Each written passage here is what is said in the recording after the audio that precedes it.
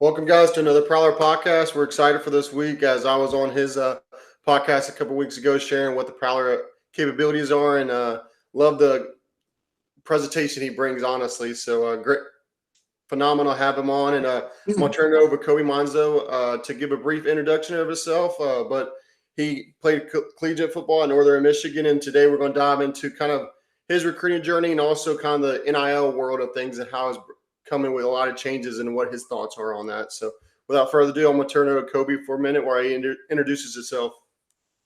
Thank you for having me on, man. I appreciate it. Yeah, I'm Kobe. I am the current digital media manager is the working title at Northern. I just tell everyone I do photo and video. So photo, video, social media, graphic design for Northern Michigan. We've got 18, I believe, NCAA athletic programs. So it's a big group and it's a really fun job, one that I got to write the description for. It's a really new position up here, but played football at Northern. That's just kind of what I tell people. Usually it kind of ends at that. But of course, the little bit of a further story is that I never actually saw the field. Never played a college snap in my life. 3 knee surgeries, made me hang up the cleats a lot earlier than I would have liked to, and forced me to go and open some doors that I thought maybe I still had a few years before I had to go get into some of those things. So that's kind of the cliff notes. Was a running back and knee gave out, and now it's forced me to pursue some of these other options. I got a journalism degree from Northern, so doing the podcasting, doing the broadcasting was always kind of in the cards for me. I just didn't know how or when and what that looked like. Well, that's awesome, man. And a lot of athletes are turn into the podcast or analyst role. So that's a great path to go. And you are definitely doing a very phenomenal job at that. And I'm sure Northern Michigan is loving having you on the communication side of things as well. So, but, going into our first segment tonight, it's kind of the collateral damage of how NCAA changes are kind of undercutting Olympic and non-revenue sports. And I'm sure you can speak to this due to you being part of the Division II athletic world and seeing all the sports, correct? Because not everybody generates the money revenue that we see football, basketball, men's and women's, and softball and baseball generate. And I think that's a big thing. So, the first kind of question I want to pitch to you tonight is, how do you believe the recent NCAA rulings, especially around the revenue sharing and NIL, could financially strain athletic departments when it comes to supporting non-revenue sports pretty much? Well, I guess I'll preface it by saying Northern's actually in kind of a unique spot in that hockey is our only Division I team on campus. The rest of our sports compete at the NCAA Division II level or compete outside of NCAA, outside of that legislation body. We've got a couple teams that compete kind of outside of that realm, but hockey is our big moneymaker up here at Northern. That's the Division I sport, probably pulls in largest crowds and those things of that nature. So we might be a little bit different than your traditional school, or football, or maybe men's basketball is that number one in terms of revenue or overall kind of revenue generation. And it's something that I'm not incredibly involved in, of course, with the allocation of different spending and budgetary pieces. I kind of have my own little piece here at Northern of how that relates to me. So, I can't, of course, give any specifics on like the actual crunching of numbers to all these different things, not because I'm withholding it, just because I have no idea. And I kind of like to keep myself that way, to be honest. I like to be in a somewhat need to know basis on some of that stuff, and really like to make sure I'm controlling my camp and doing my job, and that I can do that the best I can before I start worrying about other people's positions and pieces of the pie. But what I can speak on is the fact that Northern, when it comes to a content and coverage standpoint, every single one of our athletic teams in season gets a dedicated photo, video, social media, and graphic design intern. And that's a really neat deal for us that a lot of Division II and even Division I teams across the country don't have that luxury. And I kind of use that as a segue of talking about these teams. There's always going to be a disparity in college athletics when it comes to funding and when it comes to revenue, because like everything else in athletics, in business, in entertainment, in the world, and industries, what do people watch? What do people pay for? And what are people interested in? And of course, the things that generate the most viewership, that generate the most points of sale, and all these other different metrics and things that you can track across all types of different mediums. It's a long way of saying football is probably going to be king at a lot of schools for a very long time, and until something radically changes. And for us at Northern, that's hockey, because our structure is a little bit different. Our football team also has struggled recently in the past. It doesn't really help kind of changing that imbalance. But, at the end of the day, I don't really believe there's anything that will shake that balance in the near future. There's been, of course, a little talk about this seceding away from the NCAA when it comes to the SEC, the Big Ten, these power conferences, and what kind of implications that would have on the overall college athletic structure inside of the governing body as the NCAA. I don't know. They got a lot smarter people that worry about that and speculate on that stuff than myself.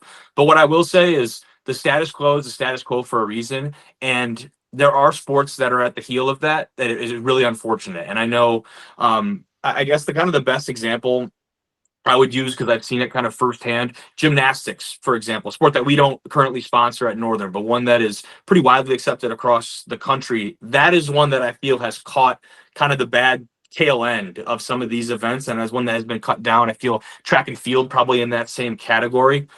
With those sports, unless you have maybe a pre-existing or nationally known or at least regionally known brand, of course, gymnastics, you think immediately to the LSU and the spectacle they put on in their home venue.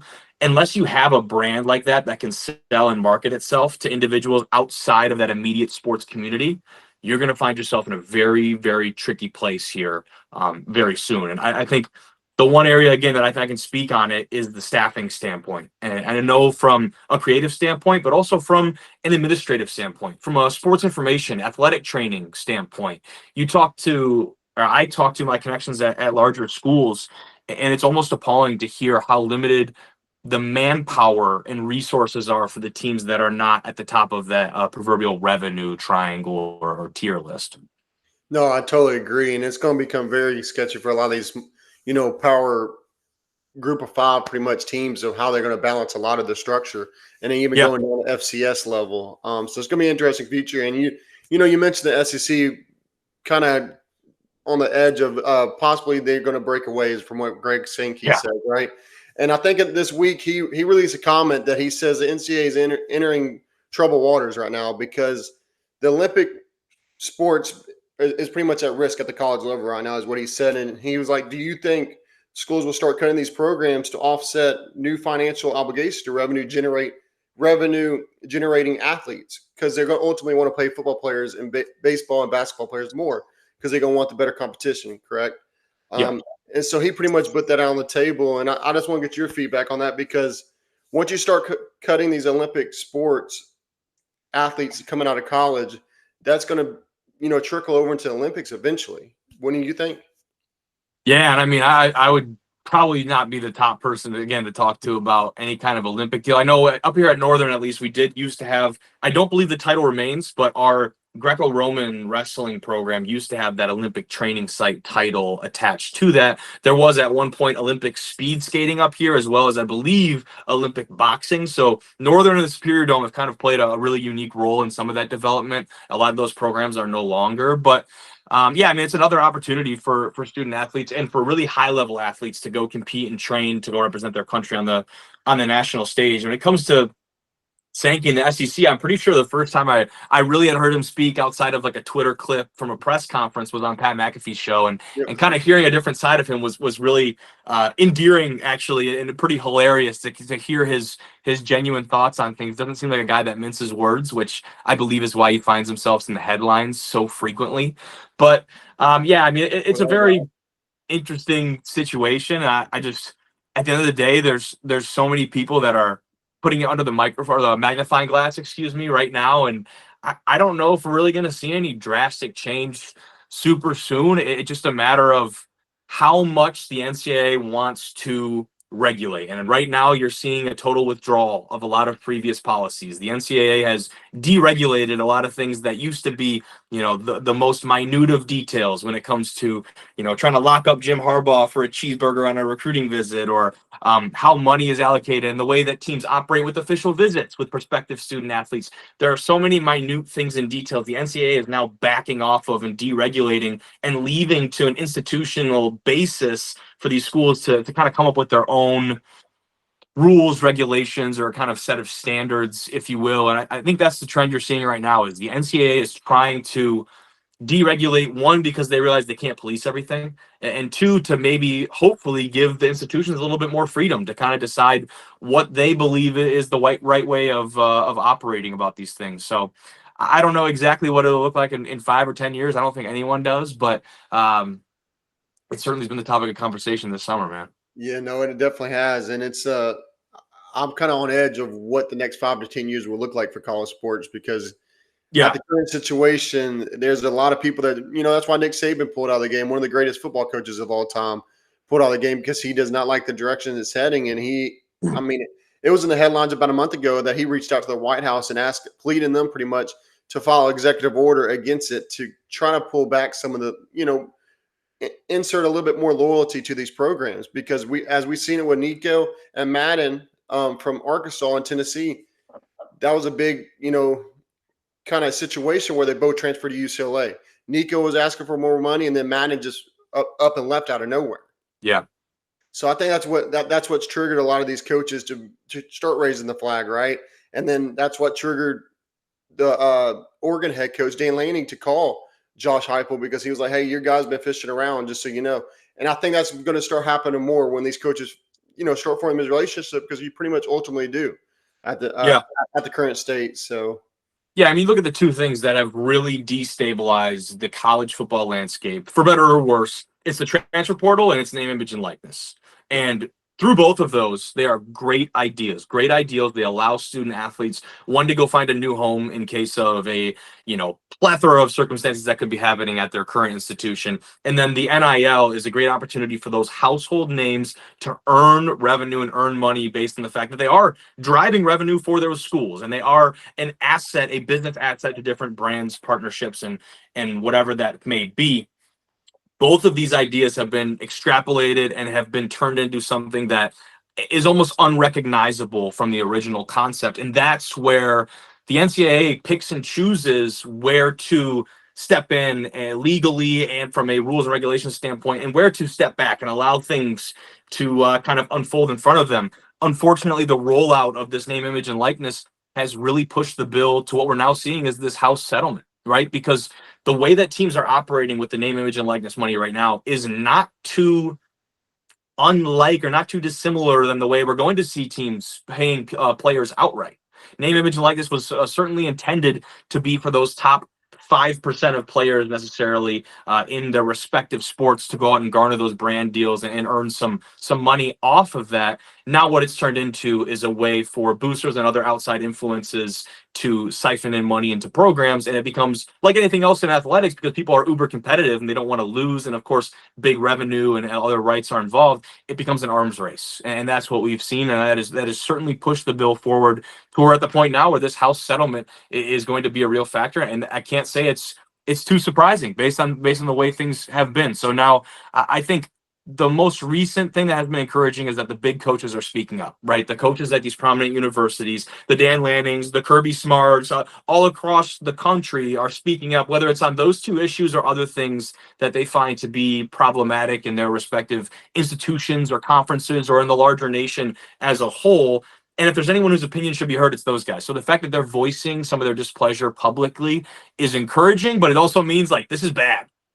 This is bad. If they're coming out here and being absolutely against some of these things and they have these changes in mind, that means it's definitely something to watch. So it'll be interesting to see how it shakes out. No, it's definitely going to be interesting because Kirby Smart has pretty much showed his frustration that the transfer window is too wide right now. There's Yes. there's three of them. There needs to be ultimately one. I think I totally agree with him because when you're a player, you should not be able to opt out of your bowl game. That you're pretty much leaving your brotherhood behind because football, as you can speak on, because you played football for several years, is it used to be that brotherhood knit that you created, and those guys will future be in your wedding, etc. Right nowadays, you don't even know if that guy's going to be next to you the next day. Yeah. So I think that's where a lot of college coaches want to bring back, not only at the Division I level, but also the D2 level. Yeah. Is to kind of keep that loyalty together because that's really what builds a team chemistry, and that's how you see the most special teams that we saw with Nick Saban with AJ McCarron and Greg McElroy back to back years, right? Throwbacks, yeah, absolutely. So Absolutely. And that's honestly part of the reason why covering small school football is so enticing and so exciting for me. And we had a great conversation with this coach Matt Walker down at River Falls, the head coach of the Falcons down there, and myself. And he spoke so passionately about the cohesion and the family and the structure that the Falcons have down there at River Falls in the best Division III conference in the country, in the WIAC or WIAC, depending on who you talk to. But the way they're able to set that up is uncommon now in college football, and that's where Division II, Division III, NAIA athletics outside of the NCAA body, that's where kids are starting to realize there's great competition and great opportunity for guys to go in and play against really high level players and coaches and teams, but also there's a lot better chance that your roster turnover on a year-to-year basis is not going to be to that same percentage and that same level as these upper institutions. The motivators that drive these student athletes are different. I'm not going to say they are better. I'm not going to say they are worse. They are different. And that you have to leave that up to the individual to decide what kind of product they like to interact with and watch on Saturdays. I would tell everyone, though, give the small school football a try because you'd be impressed by the competition, but also the more you learn about these people, the traditions, the stories, and the way they're able to come together and kind of that family atmosphere, the brotherhood atmosphere, all those buzzwords that people throw around constantly in the athletics landscape. There's a lot of people that live by that in small school football. No, I totally agree. And that, the athletes we help at the Prowler, that's why we tell them don't shy away from the Division II programs. And especially with that current landscape of things, we see Division II athletes in all sports right now being plucked and transferred up to Division I constantly. It's Yeah, not a absolutely. full-time I mean, thing you see. we put out our 4th post recently of guys that are transferring up to whether it is Power 4 or a group of, I guess, 6 now, or even just FCS institutions. These are guys that are going, they're not going to go, leave and upstart their career for a walk-on opportunity. These are guys that are on scholarship money, probably have earned some NIL opportunities, and also have a very good chance to go and show up on campus and compete in the fall. And what we've seen is a lot of top-level talent making that jump up because there's more incentive than ever. Yeah, no, that's exactly correct. And that's the kind of the part that I enjoy of the transfer portal. You see these guys kind of grow and mature that were late bloomers early on in high school, right? They didn't get quite the opportunity to make a name for themselves until their senior year. And when they did, they were ultimately a D2 or D3 talent. But now, due to the rules, they can transfer up into the FCS or Division I level, which is, I think that's great because that allows them to hopefully make the NFL like everybody's dream is, right? And Yes, and again, it's like, the old adage is if you can play, they will find you. And it's absolutely true. If you go and yeah, ball out and you're a 2-time All-American at the D3 level and you set school and conference records, yeah, there's a good chance some NFL, CFL, UFL, whatever scouts, they come knocking. The reality is, if you go and perform at the Division I level, there is a much higher chance you are going to be noticed and earn a shot and an opportunity to play professionally. That's the facts. Talking with kids, not even kids, talking with dudes now. We're talking dudes who have graduated from college and are on to their professional lives. Talking with dudes who have gone through this process, this draft cycle, and trying to go earn these professional looks. There is a sense of, hey, because of my background, maybe I came into this NFL camp. I was talking with the quarterback the other day, a very decorated Division II quarterback that had some NFL opportunities, and he spoke about the fact that the people around him were surprised at his ability to sling the ball when he got into camp and the way that he was able to go, for lack of a better term, bar for bar with these guys, man. He was absolutely up to snuff when it came to the competition level, and I think that opened some eyes. You go in with already some prior misconceptions of your previous competition level and the way you were able to perform at that level. So at the end of the day, as unfortunate as it is, yes, Division I is going to give you the best opportunity to go and at least be noticed on the pro level. Will that impact your duration in the professional football league or other athletic type of league? Absolutely not. That's totally different. But the fact is, someone is much more likely to see you on the D1 stage. correct. No doubt about that. But if we look back in history, there's been several athletes come out of the Division II level that's had an impact, And I'll leave this segment at that. At this is like Danny Woodhead. Danny Woodhead was at Chatham State, I'm pretty sure, is the name of his college, and he had a great legacy in the NFL. Great player. Went to the Chargers, had an impact, and also went to the Patriots and had an impact.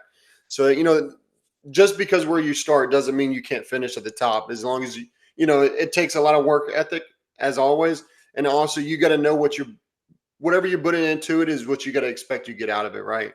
And I think that speaks volumes. So skipping to the last segment of the podcast tonight is kind of your blueprint to your offer that you got out of high school, because a lot of kids struggle with the high school recruiting nowadays. They don't really know where to start. They don't have the role models in place.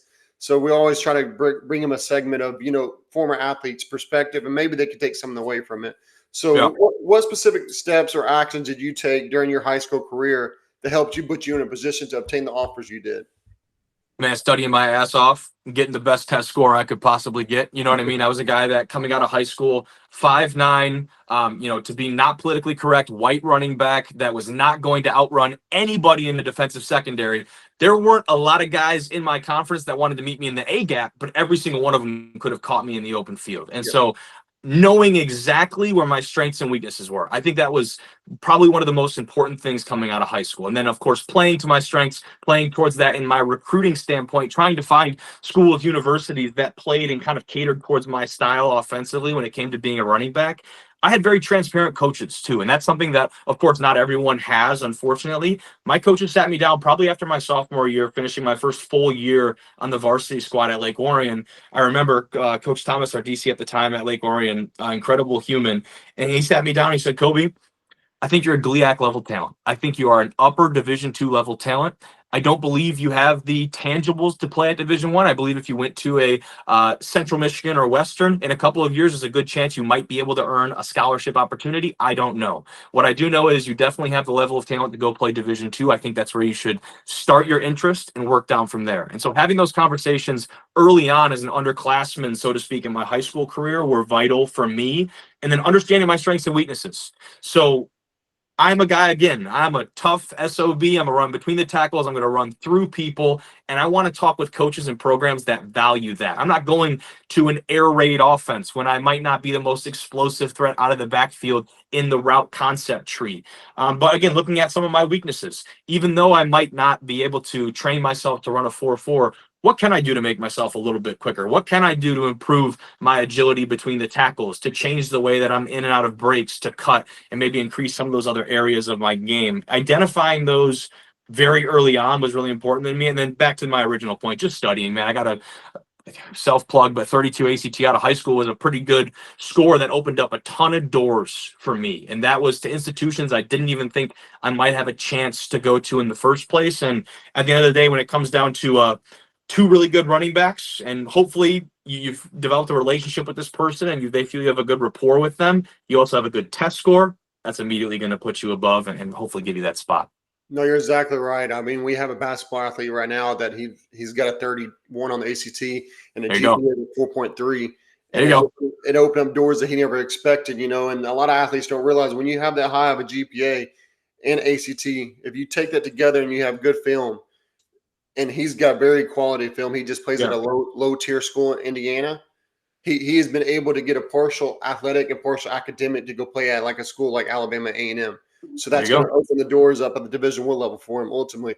But to leave this at that, and I know you said you're 5'9". What's crazy is I graduated high school at 5'11", and this will tell everybody never give up on the dreams. I finished at 6'4" my freshman year of college. I'm still 5'9" for the record, but that is awesome. Yeah, so nobody expected me to grow the way I did. I went to college to play quarterback, and I ended up being a tight end There due you to my go. size. So that just tells athletes never give up because you never know when your last growth spurt's coming. So That is awesome, man. That's a neat deal. Yeah, I can't say, I kind of like my grandpa used to say, like, I didn't get any taller, I just got a little wider, put on a little muscle, put on a little weight, and get me in that strength and conditioning program, man. And I attacked it. I think that'd be the last thing I would say too is weightlifting. Of course, everyone's gonna talk about weightlifting. Man, make weightlifting more than just an off-season program and yeah, get into a powerlifting program. That was something that I took up early on in high school. I played 1 year of basketball before I realized that it was basically hack a Shack when I was on the floor. I couldn't hit free throws and I wasn't incredibly skilled. Picking up powerlifting at my school took a totally different twist on the way I approached strength conditioning, the way I approached weightlifting, and kind of how I really fell in love with that aspect of the game. And I was someone who spent more weight time in the weight room than anyone on my team, than probably anyone in my conference. I feel really strongly about that because I knew I was not going to get out toughed. And when it came to the Friday night lights or moving on to Saturdays, I never wanted to walk away from a game being like I got physically beat that game. I never wanted to have that feeling, and that was super important to me. no, that's awesome, man. And that's another good point. Is the weight room is crucial, and a lot of athletes in high school, it's not a requirement to work out in the summer ultimately until like the first month before pretty much your game. So a lot of Yeah. players coming in out of shape and stuff, and they always think, well, if you don't put in what your body needs to be that potential you want to be, you'll never get there. And Yep. that's not only through weightlifting, that's through what you intake as well, and calories and Oh yeah. everything. So, and we'll finish up on this question. I think this one's a good one. Is out of everything you did in the recruiter process, which one do you think was most crucial and why? That's kind of a loaded one, right? I definitely think it is. I know one of them was that I kind of put together a list of the not many schools that had offered me some type of scholarship, academic, athletic, both or otherwise, right? And I went down in a list instead of doing an overall kind of pros and cons list. I did, hey, what's my biggest draw to the school? What's the biggest thing that would dissuade me from going to this university? And at the end of the day, I had these reasons on either side for the different schools I was looking at. And when it came to Northern Michigan, it was like the most minor things in the world. It was like, what's the best thing about this? Like they're giving me a pretty good athletic scholarship. I've got better other places, but it's good. The area's good. What's the worst thing about it? Well, they have a journalism program. It's not the best in the state, but they have one. A lot of places don't even have that program. And so at the end of the day, for me, having laid that out and realizing that hey, there might be more enticing pieces to some of these other schools, they all come with a drawback. Northern was the only place that was level, so to speak, on my scale. I didn't realize how much I was going to enjoy Northern Michigan before I got on campus. I'm glad I made that decision. That was something that helped me throughout that process. And again, the other one is cliche as hell, but it's just to create genuine relationships. And that's something that carries through business and whatever industry you're in. But in the recruiting process, if someone feels they know you, that's going to hopefully give you an edge over somebody else. And it's really not even about playing that game. I think the most encouraging thing that I've learned in my 5 years now of doing the podcast and connecting with coaches, players, and other personnel in college football is that there's so many incredible people out there. And when you make that great relationship with someone and they go on to some other opportunity or they go over to a new school, a new division, a new conference, that relationship stays. At least it should. If you're still a genuine individual and you haven't switched up, that relationship should stay. And so now, not even trying to do so, I've built up this large network of great people across a bunch of different institutions, and I'm incredibly lucky to have said that and to have covered a lot of their stories over the last 5 years. No, that's absolutely correct. And I mean, you do a great job of covering a lot of stories, I will say. So, Thank you, man. but that's another thing is the relationships you build in football or any college sport will last a lifetime. Yeah. My head football coach in college, I was there in my last 2 years, will actually be on my podcast next week, and he's a current Division I head coach at Northwestern State. And the remarkable job he did coming to Belhaven is impeccable because he came in and we were an 0-12 program. We had, I can't lie, criminals all over the field. We did not belong in the conference or anything that we're at. And he took us his first year, and he said we might not win every game, but we're gonna punch everybody in the mouth like they never felt. And most people quit within the first month of training camp with him because he was just so tough. And one of the things I'll leave it at this is that he brought a strength and conditioning coach in, and that this reshaped the whole culture of the program. And I think it's really what means the weight room should be is this guy was like, he wasn't ex-military, but he was hardcore bodybuilding all the way. And he made us put duct tape on our mouth because we couldn't afford the mask that Division I players were to make it hard to breathe. So we had to put duct tape on our mouth every time we entered the weight room, and we did not breathe through our mouth until we left. That is outrageous. Oh my goodness. So, but that was a transformation of our football team because we went from probably one of the weakest teams on the field, like mentally and strength wise, to the end of the season. We were pushing around the number one team in the country, which was Mary Harlan Baylor at the Division III level. And Mary Harlan Baylor is no joke. They haven't been, I mean, they have one of the biggest stadiums for Division III athletics for a reason. So I think that speaks volume, So I'm looking forward to that podcast next week for sure. So he's a great coach, great mind. He walked into a mess for sure at Northwestern State because not sure if you know, but one of their athletes before he came there shot one of the other teammates and killed and murdered him. So he walked into a completely gutted program as well there. So it's going to be man. Holy cow. So, but if he turns that program into a winning season, he could be the next coach of Alabama. We never know. So, dude. But wow. We're going to start wrapping it up now, and we always finish it with a Prowler spotlight. But I'm going to cut this one kind of short and just say, that we already talked about the NIL in deep, but I think there were some good rulings that came out of the new rulings that just got released. And I think their number one is the new oversight mechanism. All third-party NIL deals over 600 must now go through the NIL Go clearinghouse. And I think that's going to be a good thing because the athlete's supposed to be paid on name, image, and likeness. And I think you would agree with this. It's not supposed to be how much can an external company give the Yeah, athletes. absolutely. So I think it's good that everything's going to be analyzed and inserted, or supposed to be. I'm sure there's going to be loopholes around it, right, as there always will be. But hopefully this will streamline a little bit more for the people that are frustrated. And I was going to get your thoughts on that.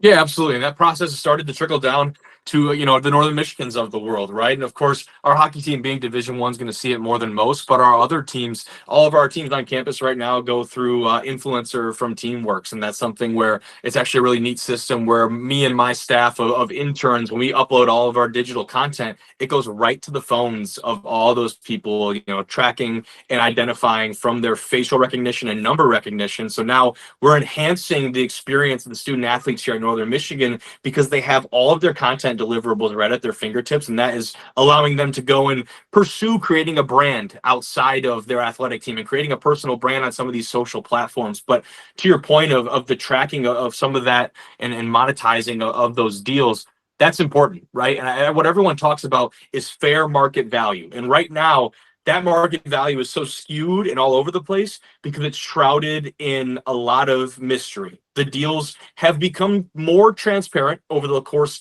of the last, say, 8 to 12 months. But now what you're hoping to see is open transparency in this field and something where you have to disclose a lot of that information. And that's only going to benefit and create what people are really trying to get after, which is that fair market value relating when it comes to, in pro terms, an NFL guy who goes and has 15 sacks in a year. And okay, well, I had 15 sacks. I know this guy over here in Cincinnati, he didn't perform as well as me, but he's getting paid this much. You guys better meet me somewhere in the middle. And so that's, of course, for better or worse, is probably coming to the college level. Yeah, no, it definitely is. And, we'll go on to our question of the day that is always on our podcast. And this kind of tailors into the NIL as well. And I want to get, what is your, most concerns about the new NCAA NIL and revenue sharing rules specifically? Do you think the number one choice is the potential loss of Olympic and non-revenue sports, too much money shifting to only few sports, title IX, and equity concerns for female athletes, or no concerns at all for the new rulings? No, I mean, there's definitely concerns. It's got to be rolled out in the right way, right? And that's something that Title IX is going to be a big piece of that. It always will be, and we always should create opportunities for both male and female athletics at the college level, and that's something that's very important. But with this, again, with the revenue share and the way these things operate, this has really objectively nothing to do with the fact of male or female. I think that's something that people kind of have to take out of the equation. At a certain point, it's about revenue. It is strictly about the revenue that these sports generate, and whether it's a good or bad thing, again, is totally up to the individual. But that's something where the Title IX impact, really where that comes into play, is the cutting of some of those other sports. That's where you're going to see a Title IX impact and some of those implications. And that is what hopefully is what keep a lot of those sports around, because schools will have to be compliant with that Title IX kind of clause. So I would say the biggest concern of mine, yeah, probably would be the cutting of sports, right? You talk about the opportunities that are afforded to so many student athletes across the country in a wide variety of sports endorsed and sponsored at the NCAA levels. There are some of them that are not as deeply rooted as the football and basketball and baseball, and not even in terms of revenue, but of just history. We've got some new sports, quote unquote, in the grand scheme of things emerging at the NCAA level. Take women's wrestling as a very late example, most recent example, excuse me, something where they've just instituted a championship coming very soon now for women's wrestling. Northern Michigan sponsored a Division II women's wrestling program. That's an exciting addition to this NCAA kind of model, and that would be something that right now is probably not a big revenue generator. So are we at risk of losing sports like that are just trying to get a foothold in America at a lot of these schools? No, absolutely. And that we're going to, I'm afraid to say it, but I think a lot of D2 and D3 schools, we're going to see them start cutting sports left and right. I mean, we've already seen it at a city I lived in recently. It was Huntsville. They had UAA had a hockey team for years, and they were pretty good for the most part in the GSC. But they had to cut them ultimately because of the NIL shifting, and it happened within the first 2 years of the NIL activity. So, but yeah, I think it's gonna. I'm hoping it doesn't have an impact on a lot of those sports because like you said, women wrestling is new. Flag football is also new for men's and women's at the college level. There you go. Yep. There's a lot of variables there. But closing out, actually, the weekly quote is actually what I said on your podcast a couple weeks ago, and I caught me totally off guard. I didn't expect me to say this. It just came off my mind. But if you want to go up, you got to always prowler up first. And There you we're go. gonna make sure we get you that T-shirt orders very, very soon, Kobe. Awesome. But thank you so much, everybody, for tuning in the Prowler Podcast. Thank you, Kobe, for coming on and sharing your knowledge in the current world of things. Thank And you, we're man. always beyond excited to continue expanding everybody's knowledge and our own knowledge of the current landscape of recruiting and everything. So, but as always, stay connected, stay driven, and keep pushing towards your dreams. And we can't wait to see what's next for everyone. Until next time, Prowler up, guys.